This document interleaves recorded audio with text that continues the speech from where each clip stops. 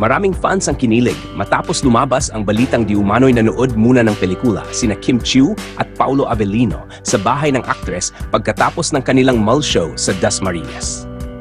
Ayon sa ilang sources, tila at home na si Paulo sa tahanan ni Kim na lalo pang nagpasaya sa kanilang mga tagahanga.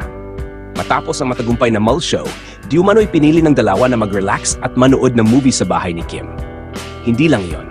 Umano'y ipinagluto pa mismo ni Kim si Paulo, bagay na ikinatuwa ng fans.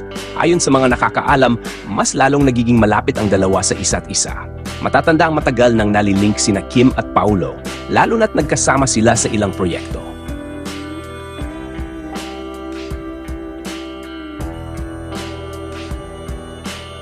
Ang kanilang chemistry on-screen ay tila nadadala rin off-screen, kaya't maraming sumusubaybay sa kanilang samahan.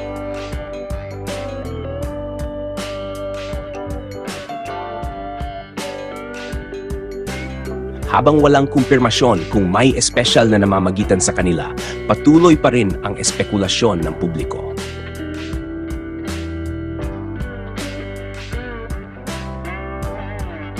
Ano nga kaya ang tunay na estado ng kanilang relasyon?